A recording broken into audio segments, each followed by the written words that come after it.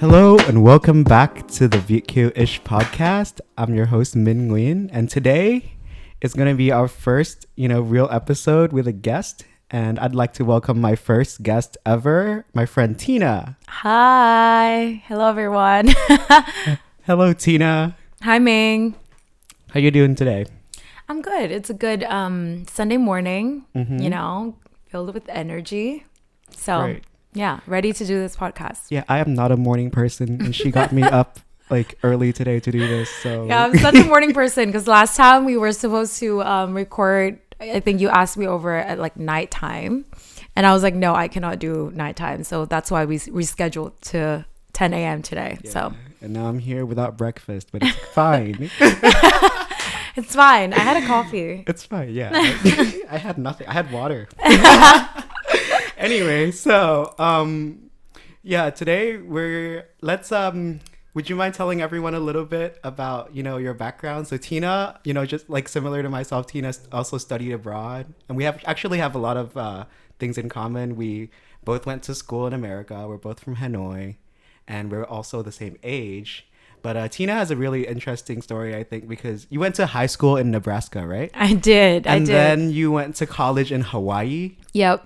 Yeah, that's awesome. So yeah, would you mind telling everyone about that a little bit? The story? So actually, I had 1 year of high school in Chunggu, so foreign language specialized school in Hanoi. Mm-hmm. So I had that 1 year first. And then I had 2 years. I finished my high school in Nebraska. I went to Piasex High School in Nebraska, 2 years there. And then my whole undergrad and grad school was in Hawaii, which is I don't think anybody actually went to school in Hawaii. Yeah, I think it's pretty a unique story, I would say. That's crazy. Yeah. That's awesome. So yeah, what was your experience like in Nebraska?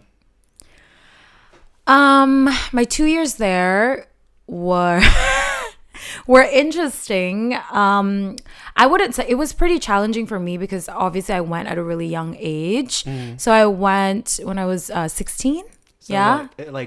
10th grade or 11th grade? So right after 10th grade. All right. So I finished 10th grade and then I had my 2 years there.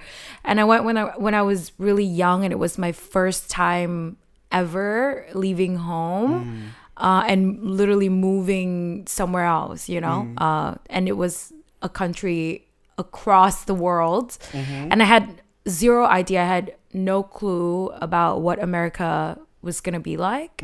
It was more of my parents' decision, kind of pretty spontaneous, I would say. Wait, really? Yeah. That's crazy. Yeah, it was a spontaneous decision because it was I think we were at the embassy. What? So we were at the embassy. I think getting a visa for one of our vacations. I don't remember, but we met this girl. Her name's Wu Hyun, and she also went to Chunggu. To my high school in Vietnam, and we were just chatting, and then she was there to get her visa to go to Nebraska, literally to do this program in Nebraska, right? And we were chatting to her about that, and we were just you know what, we want to do that too. That's what? Yes, it was so crazy. So I went with her actually. So literally we did the whole process in 1 or 2 weeks, and then we just went with her with the same program just because we met her there and we were just chatting about the program. Yeah. Random girl we met at the embassy. That was actually the story. I don't think anybody knows the story. I think this is the first time that people actually know why I went to the United States. That's kind of wild because people usually plan,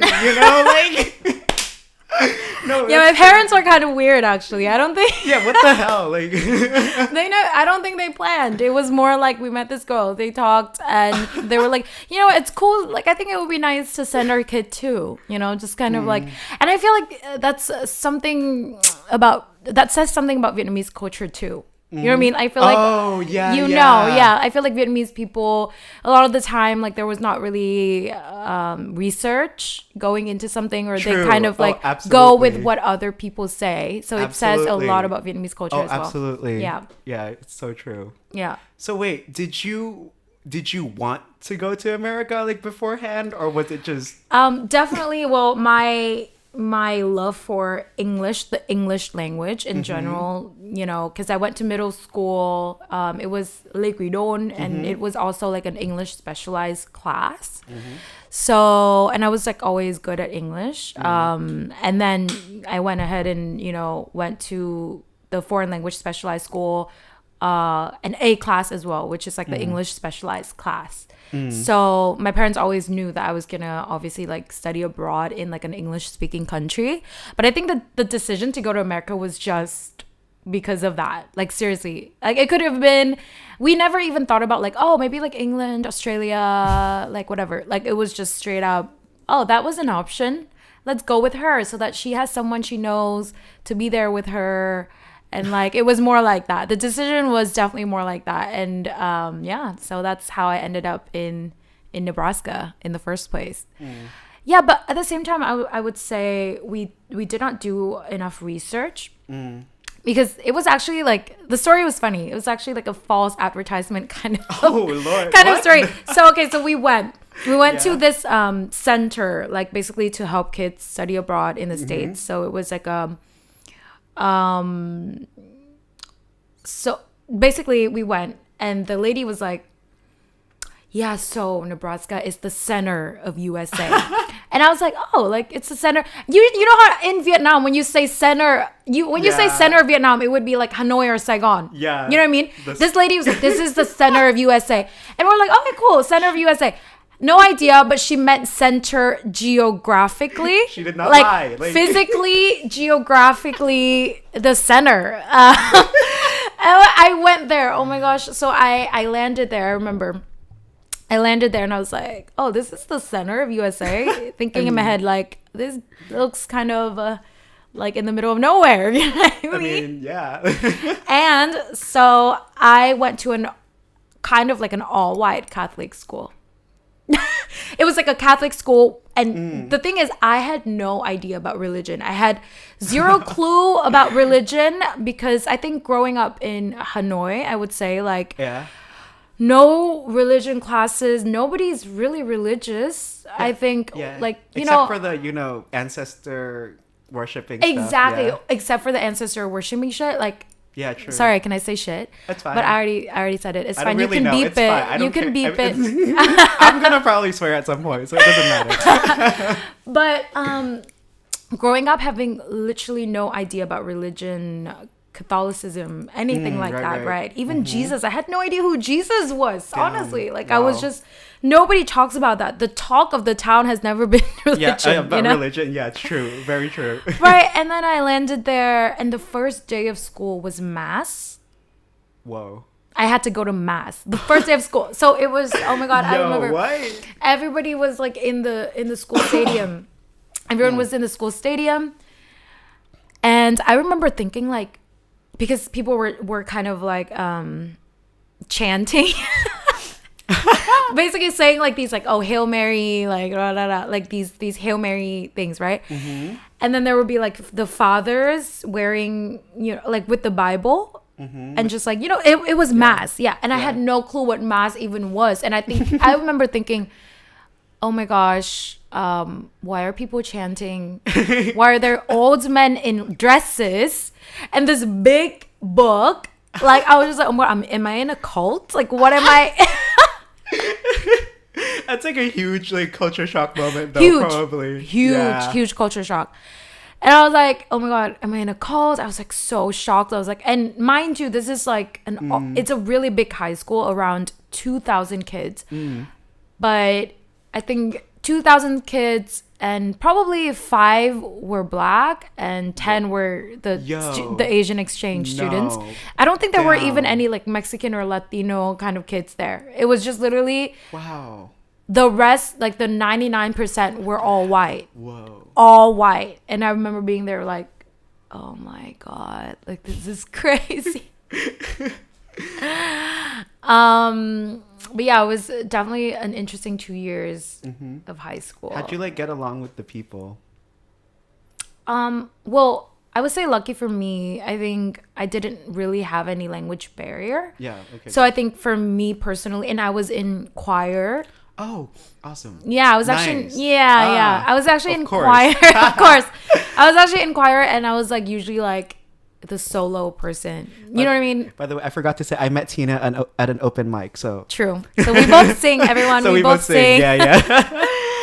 And I was in choir, and I usually am like the soloist. Like usually, so you know, I was picked to be like the soloist most of the time. So I think like people kind of like liked me, so I didn't really have an issue getting along with people. But I have witnessed like a lot of racism towards my friends, like the other exchange students, and also like I had a really close African American girlfriend, and I remember seeing her walk like across the hallway, and literally like after she passed the hallway, there would be this group of white like basketball kids, and they would do this. So you guys cannot see me right now, but they would kind of cover their nose every time she walked by. That's disgusting. It's disgusting. I remember distinctly seeing that kind of visual, and I was like, this is insane. Like this is insane. Wait, what year was this? This was freshman year. No, like year, 2000. Oh, 2015, I would say. Yeah, 2015. And I remember. Damn, that's like not that long ago. It's not that long ago, and it's just so obvious too. And my other, that's so sad. my other Vietnamese friends that were going to that school as well. Like I remember them going home and crying because they got teased in class.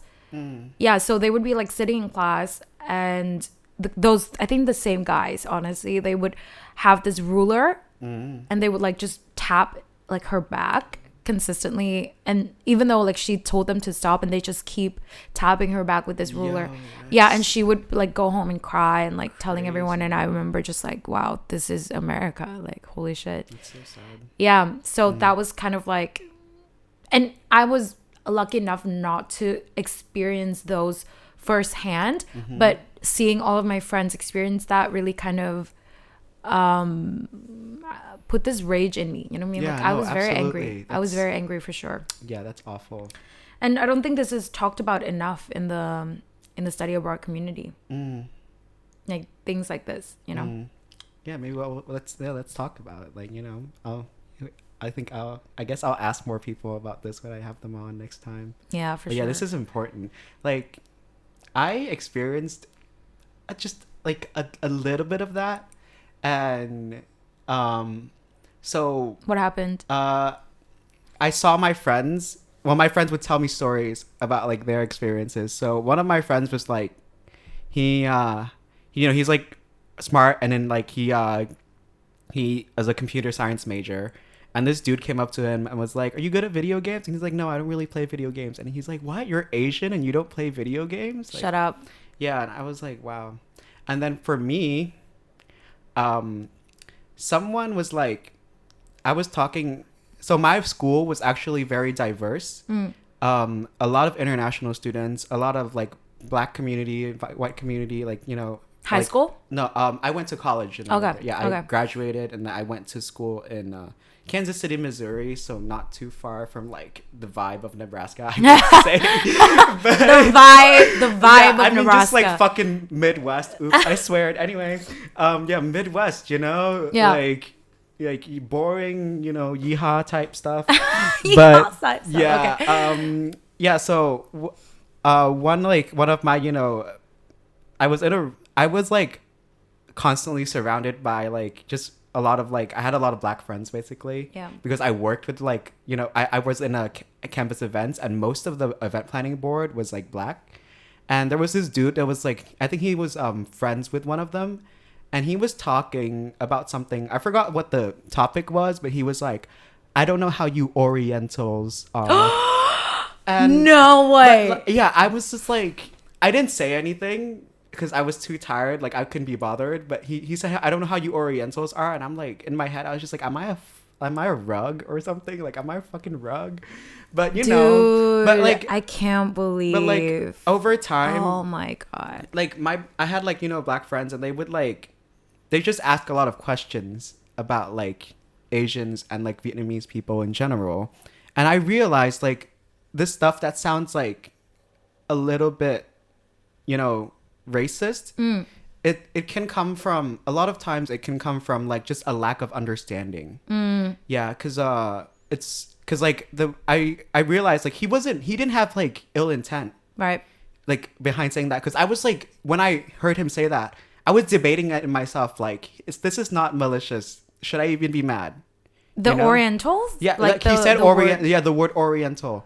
Like I don't like I because like there was no ill will behind it. Like You I sure? could really tell. I'm completely sure. It was just like a very casual conversation. And then he said, I don't know how he's you like, Orientals are. Yeah, I don't know how you Orientals see that or something. It was like, but yeah, I remember him specifically saying like, "Oh, you Orientals," but like it wasn't like mean spirited in any way. I'm pretty sure. I see. But yeah, like if I feel like a lot of times like it's just like I feel like a lot of there needs to be more, you know, crossover between communities. Right. So like I less think- of this happens. Right. There's a difference between racism and ignorance. Yeah, That's the thing. exactly. Yeah. In my school, it's just like there was, you know, overlap, like as in crossover between like the Black community, white community, and Asian community, but I don't think like it was enough. Like I think the Black community would just keep to themselves, and then the white community would also keep to themselves, and the Asians would also keep to themselves. There was crossover, but like I feel like the more crossover between like different communities, the better, like the more understanding we have, and the less like 100%. prejudice and racism there could be, you know. 100%. Yeah. And that's kind of one of the main reasons why I went to Hawaii actually to study. Yeah, so my school, Hawaii Pacific University, it's actually, it ranks #1 in ethnicity and diversity in the whole United States. So literally it's like you would go to class and there would be like everyone is from a different continent kind of a vibe, and everyone speaks like different languages.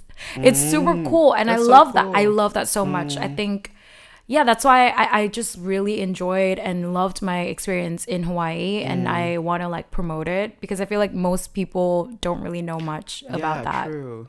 Yeah, but for real, like I would go to class and everyone would be from a different culture, a different continent, speaks like a different language, but we obviously all speak English. But we were like literally, I remember being put in a group and everyone is just from a different country, and it's just so cool to like be together and like seeing this like globalization happening like right in class. And that's why like the culture of my university, the traveling culture is so big, because we just go visit our friends in different countries, you know what I mean? That's why I'm such a big traveler too, like even during my college years, because it's like we would go to like visit our friends in different countries, like when they go home for break or something like that. That's so awesome. Yeah, and like it's like no, I guess like all you need to pay is like the plane ticket, and then you just like stay with them, and they kind of you know, you just stay with your friends and then like go explore the city as like with the local kind That's of. so awesome. So the culture is like very, very much different from like a normal American universities where you have like fraternities, sororities, and you just like drink a lot. That's not the experience I had. So So you enjoyed Hawaii more than Nebraska? oh my God, 100%. I think after the 2 years in Nebraska, I haven't even told you the full story of Nebraska. Yeah, so go ahead. besides the racism, my last year in Nebraska, there was a stabbing at my school. Whoa. Yeah, there was a stabbing at my school, and oh my God, the full story is gonna take like forever to tell. Do you want me to tell the story? I don't know. I mean, you think you have time? Oh, we can go there, or we can go there another time. I don't care. Okay. Just like a little brief recap, and then maybe we can Brief go there another recap. time. I guess brief recap is I need that. to write this down though. Yeah, write it down. Brief recap is, I guess, like the stabbing happened, and I was like really very much like centrally there, seeing the blood and everything, and it was just it's insane. Like that definitely like made me traumatized for a bit. That's crazy. And one of the big reasons why I told my little sisters not to go to America and go to Toronto. They're in Toronto now, but go to Canada instead, because seriously, the shootings and the stabbing and everything is insane. You know, it's very chaotic there. And people just think about like, oh, the American dream, but the reality of it, like the racism, the stabbing, the shootings, the mass shootings and everything, people don't talk about it enough. Yeah. Wait. But the stabbing like happened like what? Like you were in the same room? Yeah. So basically, it's a long story though. I don't want to go there because it's gonna take a lot of our time. Can we do like a little, just a brief summary? It's just I could have been stabbed. Let's put it that way. But what was the motivation like? So the motivation, I guess the girl had a list of people who like bully her, but the girl who was stabbed was not in the list though. It was just like she happened to kind of see, like, kind of witness that girl preparing herself to like start going to stab, and she happened to be there and she just panicked, so she just stabbed her. And she's the girl who got stabbed. She got stabbed in the face. Okay, like she got stabbed in the face, and her whole face was ruined. And I feel so bad for her. Holy shit. Yeah, it was insane. You saw that happen? No, I didn't see it happen, but I see the crime scene. And actually, I was. It was a whole thing. I can't do blood. Like, yeah, it was a whole horrible thing. Yeah, I'm sorry to hear like that happened. Yeah, and then when I moved to Hawaii, it was just like such a good decision. Because first of all, like Hawaii is in the middle of Vietnam and USA. Yeah. Oh yeah. So Totally. the flight was a lot like a lot less hours. How many hours? 12. Dude. Yeah. What? It's like 24 for like, actual like middle America. Type. Yeah, 2024, 36 if it's like New York, you know what I mean? Yeah. So it's a lot better. Yeah, and also it's nice. like you just have one stop to like Japan. Mm-hmm. And super close to Japan too. It's like 6 hours to Japan, you know? Nice. It's just so nice. So it is the perfect combination between the East and the West, Hawaii. Because it has so much like Asian influence, and everyone there, like all the locals there have some kind of like Asian blood in them. So it just Right. and everyone's like so mixed. It's like Japanese Filipino, Korean, and then still like Portuguese, still white. Just everyone is mixed though. So like racism is just out of question. You know what I mean? Yeah, like I got there and it's just like I immediately felt like a local, and everyone's so welcoming and so great. nice and friendly. And I love the food. The food was so good. So much culture too, because Hawaii in itself has so much culture. You know what I mean? So it was just a great time. Honestly. Great. Yeah.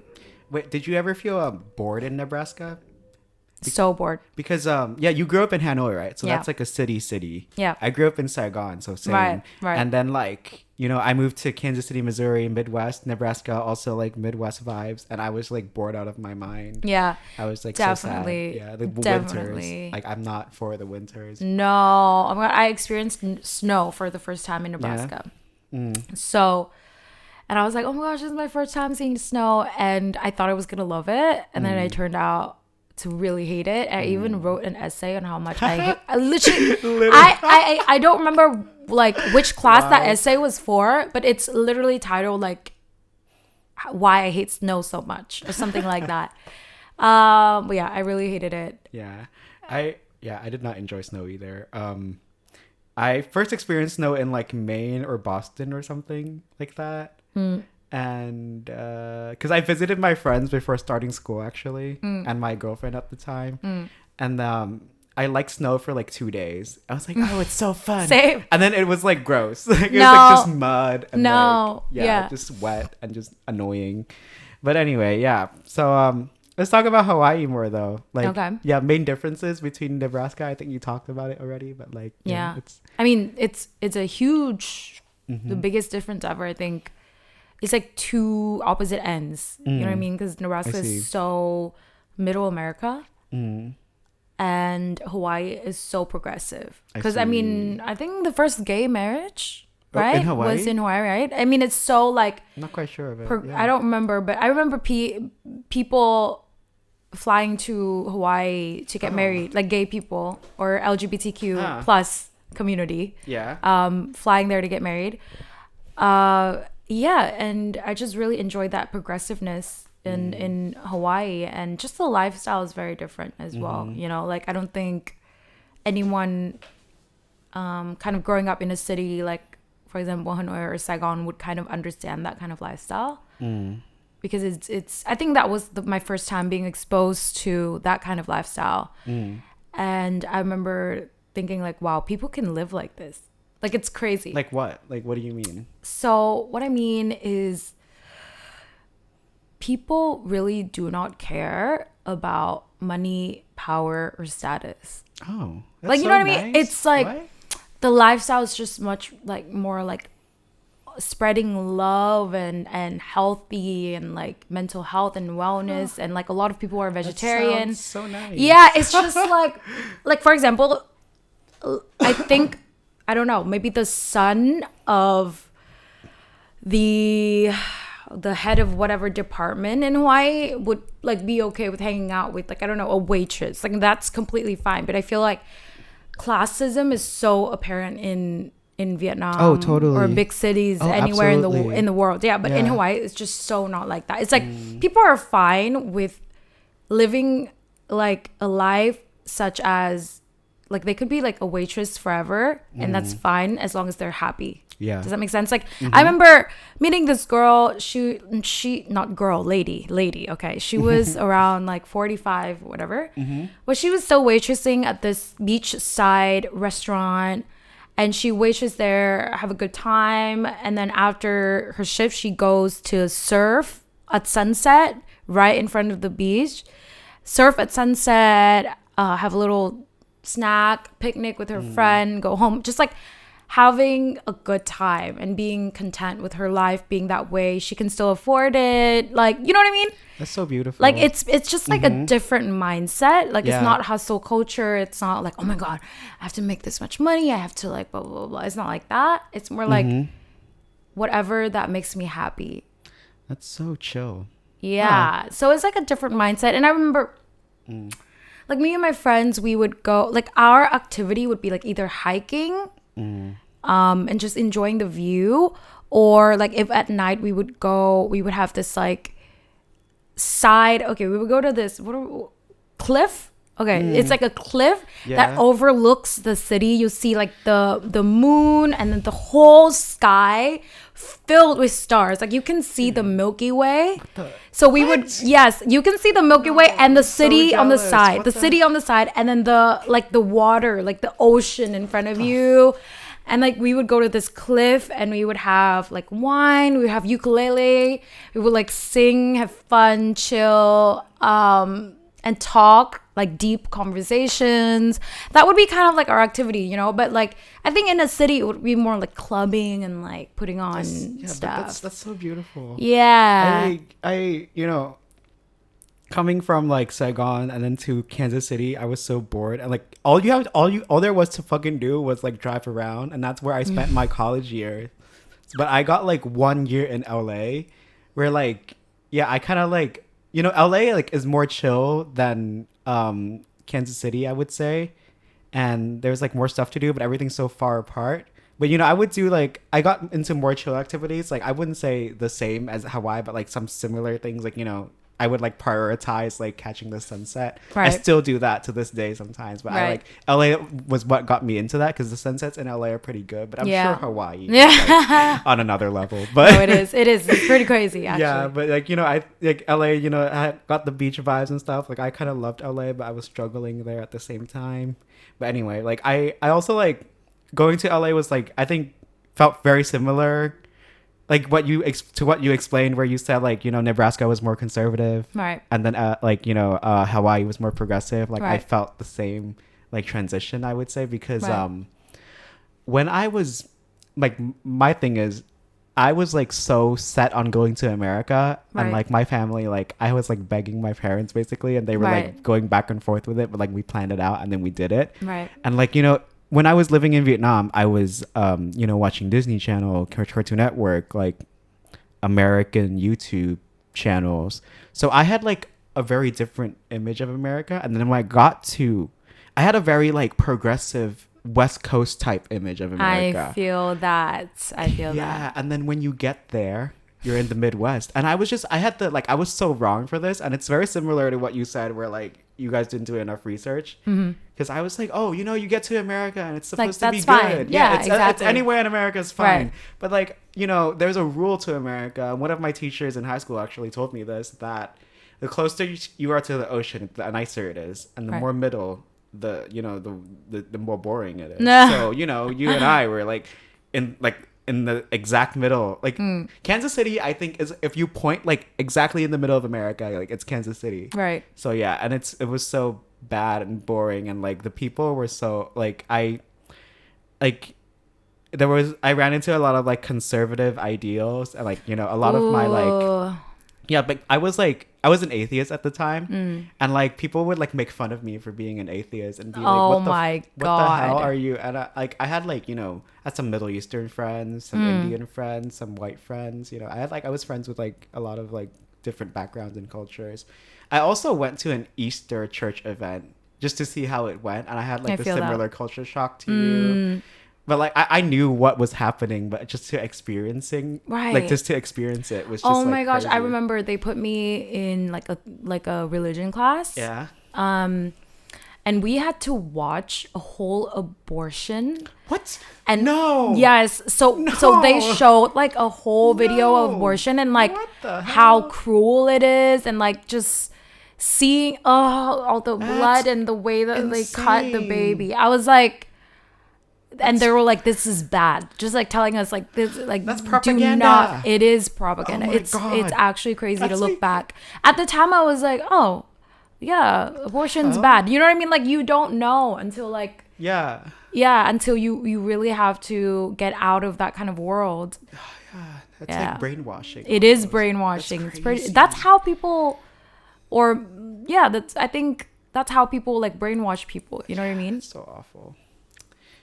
Yeah. Wait. What were you talking about?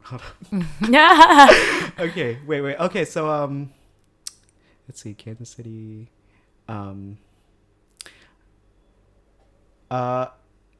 Actually, yeah. Back to Hawaii though. Okay. Circle back to Hawaii. Yeah. Let's circle back to Hawaii. You said like did you have like more diverse friends over there? You said earlier, right? Definitely, yeah. Friends from everywhere, and a different experience, different lifestyle. It really focuses on self-awareness. I think self-awareness and mental health and just everything around health, you know? And that's why I think my college experience was so good being in Hawaii, because I feel like just that community or being around that environment helped me just push myself to get to know myself more. Oh wow. And just focus more on mental health and focus more on just my physical health as well. So it's just like a whole like self-realization process that was being pushed upon me just because I was around that kind of community, and I love that. That's so I love awesome. that for that's really for me. And I feel like people should consider Hawaii as like a study abroad option, you know, because I think a lot of people in Vietnam just focus so much on title and like what school would like sound good, and not think about like their experience, their youth experience, you know, because it's really important where the environment is. Because I actually know a lot of people that went to Ivy League schools. I actually just met a friend yesterday. He went to Columbia, and he was telling me how burnt out he was and how he felt like a total failure at Columbia, and he was just like he struggled so much with mental health, and he had to go back to Vietnam and blah blah, and a lot of similar stories with friends who have went to Ivy Leagues, and people don't talk about this enough, you know? Yeah, true. Wait, so because I was never about the status of the school. I was just like, let's get to America and it's gonna be good. But yeah, I didn't think about like a lot of advice I give to kids who are like, you know, looking into study in America.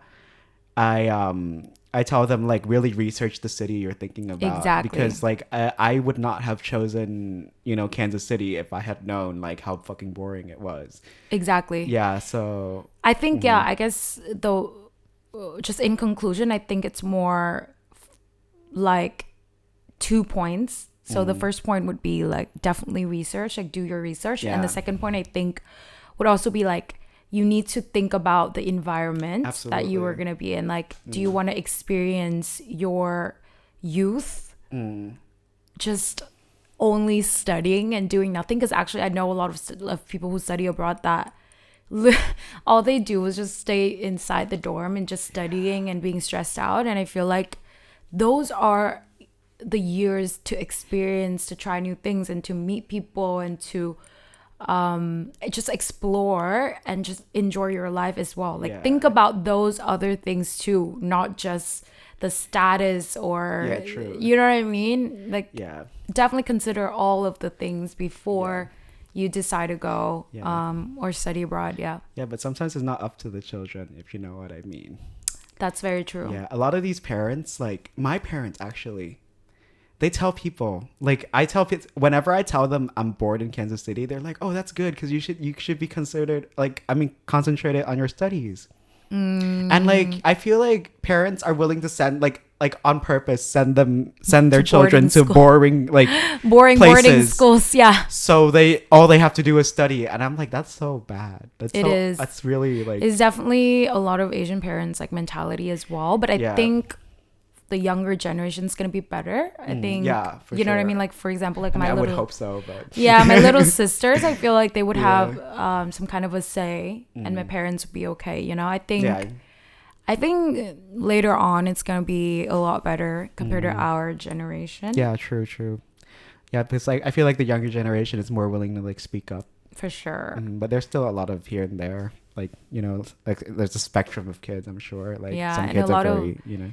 Yeah, and a lot of like still kind of education that needs to be done. Right, for sure. For the older generation to understand. But it's getting there, I think. Yeah, I think so. Yeah, I think so. I have high hopes for the young generations of Vietnam, for sure. Right. So wait, why did you pick Hawaii? And did you did you do any research before you like... For sure. I actually went there. I physically went there to visit one of my friends that actually went to school there. So I flew there actually with my mom too, and my best friend at the time and her mom. So we all just went there to see that guy that went to that school, and also just kind of vacation in Hawaii.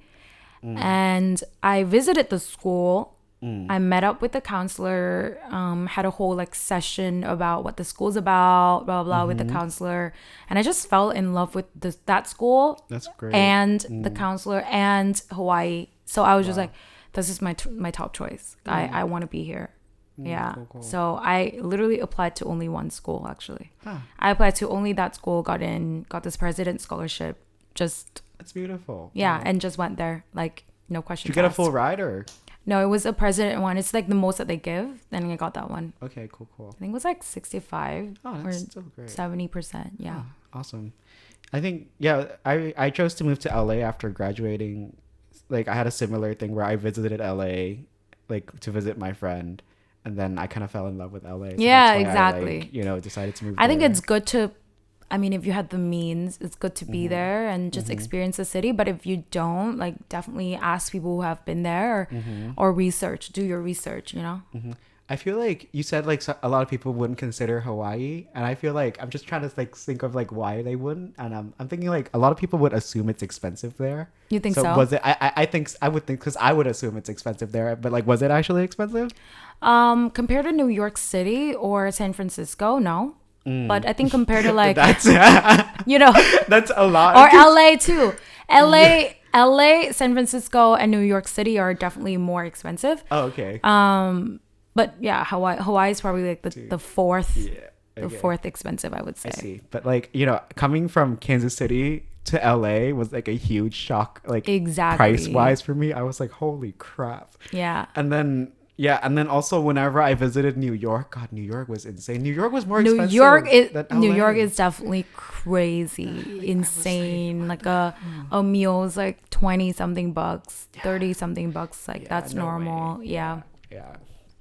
But yes, for sure, it's expensive, but compared to all the bigger cities, it's not that expensive. And also you can definitely like find ways to make it less expensive. For example, actually, we don't really go out to clubs like that. You know what I mean? So our like activities with friends are more like going hiking, which is free. Oh, I see. Going to the beach, which is free. Or going to those cliffs to do those like the activities I told you.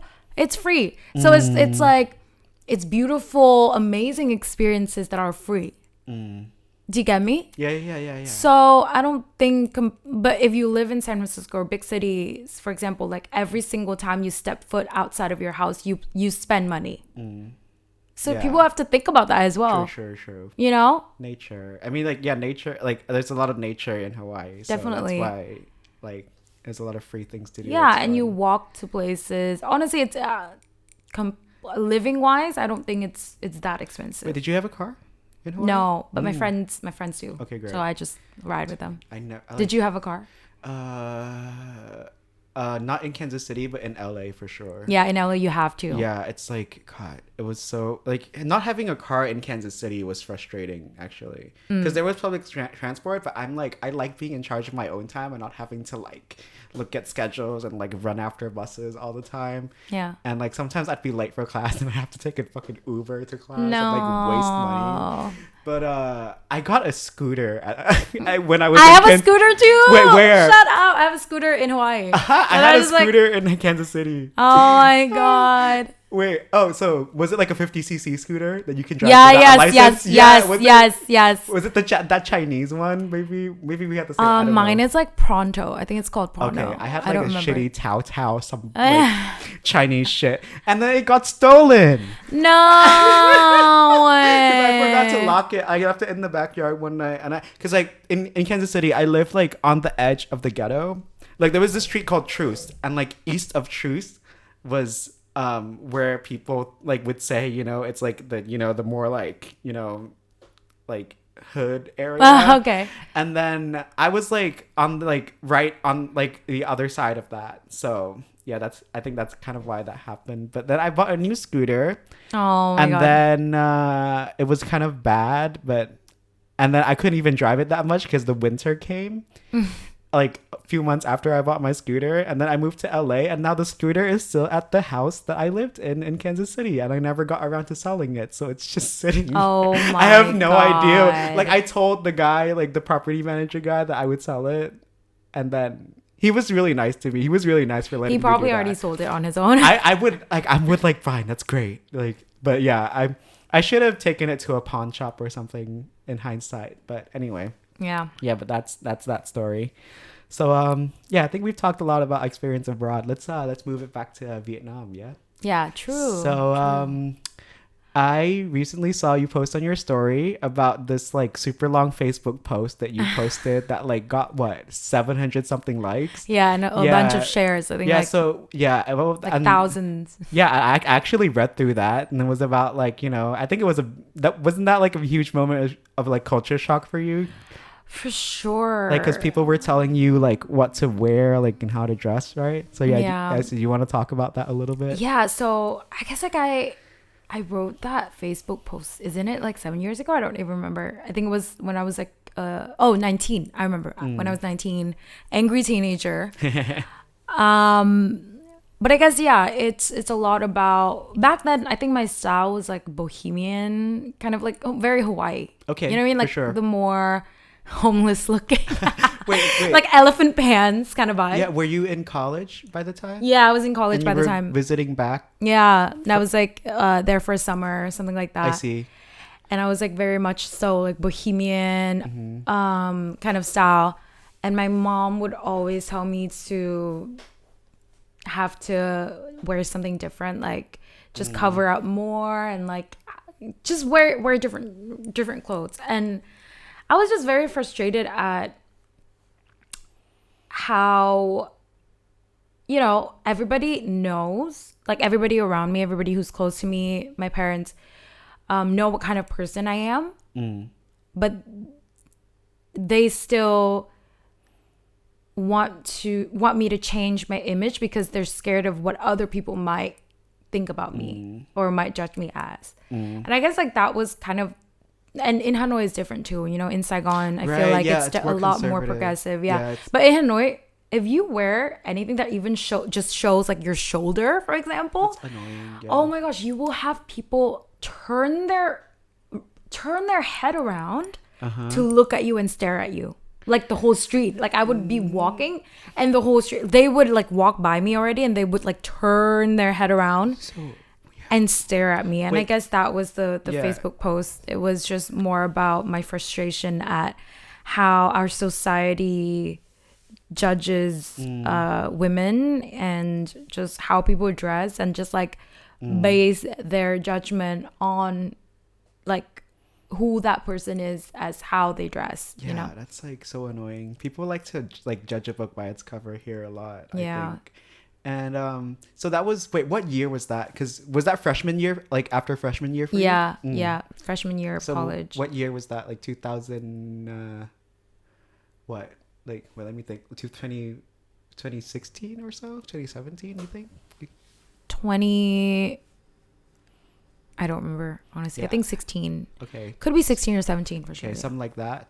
But yeah, do you think it's like different now, like in Hanoi? I feel like it's Hanoi versus Saigon is like also like there's a difference there too. Yeah, Hanoi versus Saigon is already very much so different. I think it's a little bit better now, I would say, in Hanoi, but still I think the culture is still very much so like staring if you show your skin a little bit, like people would literally turn around and stare still to this day, for sure. That's so annoying. Because like in Saigon, nobody cares. Like, yeah, in Saigon, definitely. That's why I just love Saigon so much, honestly. That's why I moved here. And I think anyone who has had exposure to Western culture or exposure living in a different culture or have a more progressive mindset, totally. Saigon is more the Absolutely. place. Yeah. Yeah, because I have like my cousin, like these cousins of mine who you know, are like girls and in Hanoi, and I feel like they on social media they act and like look completely different, and then like to their family they're like so different. Like I feel like they have to hide part of themselves to their family. 100%. Like they vape, and they can't, like they're like they would get disowned if their parents actually found out, but like they said that they would stop, but you know they still do it. Yeah. But anyway, like, you know, they just have to like, they're just like, yeah, they're like, people are very judgmental out here, so we can't let people know we vape, and like we have to, you know, keep to ourselves. And it's just like, it's just sad to see, because like in Saigon, like girls are like doing whatever, and it's, and also something interesting that I noticed about Saigon too, or Saigonese people, is that the way that they are close with their family is very much like friendship wise. Yeah, you know, like totally. I feel like their parents and them are more friends. Yeah, totally. And in Hanoi, oh my gosh, no. Yeah, it's so like different. It's, you have to, like, I'm the child and you are the parent. It's like, there's no way that I can be your friend, kind of a thing. Totally. But the way that a lot of my the people that I know that are from Saigon, the way that they talk to your parents, to their parents, are like just so, it just sounds like they're friends. And I was so shocked at that. I was like, wow, people can tell their parents about these things, you know, because I think one of my friends even told me that they talk to their parents about sex and how they have sex, and I'm like, what are you talking about? Yeah, you know, like, wow. Yeah, I think talk to them about sex. I think it's like, it depends on how old the parent themselves are sometimes too. Yeah. And with my parents, they're a little bit like, I grew up in Saigon, and you know, I'm like in between talking to them like friends and like talking to them like parents. And sometimes like I talk to them too much like friends, and I don't like it. Like I've realized, because like when I first came back from America, I was like treating them too much like friends, and I didn't like it. Yeah. So, but like I wish I could have, like, that could continue, because I feel like that would like bring us closer. Yeah. Because like I feel like it's not healthy to like the you know, the like I feel like in Northern culture you have to talk a certain way to people older than you, and especially your parents. Yeah. I feel like that creates a lot of distance sometimes. 100%. Yeah. 100%. Like you just have to, I don't know, and I don't feel like myself when I'm doing that. Yeah. So yeah. I think how long is Oh shoot. I think we can close out a little bit. If you... Yeah, we went too long, but it's been a good conversation. It is good, and you can edit it. Yeah, I was gonna get to weddings, but I don't know if we have should time. we get to weddings? Because I feel like each episode. How long is your episode? I don't know, really. Like you know hour? what I mean? Okay. I think it shouldn't be like way too long. Okay, maybe we can save weddings for another time. Yeah. Yeah. So I was gonna talk about the culture around Vietnamese weddings because both me and Tina. I guess I could just talk about it a little to tease another time. Yeah. But both me and Tina. So we're 26. Yeah, we are. And both of us have been going to like a lot of weddings of people our age these days, and yeah, I feel like in Vietnamese culture, there's kind of like a pressure to get married. Oh my gosh. Around that pressure. Our age. My parents, every single day, Really? day, tell me to get married. And like, when am I going to have a husband? No, every single day for the past 2 years since I got back. And yeah, it's so much pressure, and it really messed with my head a little bit when I first got back, because I was like, oh my gosh, am I old? Like, I haven't even done anything. I just got back. You know what I mean? Wait, like, you were 24 when you first got back? Yeah. And they were like married. Yes, they're like, you need to get settled down and get married now. No. And yeah, that could be the teaser. Yeah, I saw this VN Express article that said the government urges people to get married before 30 and have children before 30, and I'm just like, shouldn't we get married when we feel ready? And also when you meet the right person, because it's like, you don't want to settle for someone that is just okay, you know? There's like, the thing is, like, my issue is there's no emphasis on that, but it's just emphasis on get married, have children, have a family, in Vietnam, like, so yeah, I think, like, I'm gonna be talking to Tina about that next time. Next episode. Teaser. Yeah, teaser for the next episode. Tina's on. Yeah, because it's definitely a topic that I want to touch base on, because I've actually been like having a few fights over that with my parents. Really? So I do want to definitely like raise that topic up and kind of talk about that. Yeah, so maybe we can do like a whole thing episode just about on that. Yeah, because I think the wedding ceremony itself in Vietnam is kind of interesting to talk about too. Yeah, I think today should be more about like just studying abroad and like our experiences. True. Kind of like targeting on that topic first, and then we can touch on like different topics next time. Yeah, for sure. Yeah. So I guess I'm gonna wrap up now. Tina, thank you for coming today. Thanks for having me. Yeah, I'm glad I got up early today. So it's literally 10 a.m. Yeah. So I guess we're gonna wrap up, and I'm gonna go have my first meal of the day. Same, me too. I'm so hungry. Yeah. All right, guys. Thank you for listening. We hope you enjoyed that. I know, we're still new at this, so it might not be perfect. But follow us on, Instagram. We're on Spotify and Apple Podcasts, and also YouTube. Follow us on our Instagram, Viet Kieu-ish, and also our Facebook page if you want to see more content from me and my guest Tina, and other Vietnamese people who've studied abroad. Awesome. All right. Give us good feedback. Thank you for listening. Bye. Bye. Yeah, you know what? I like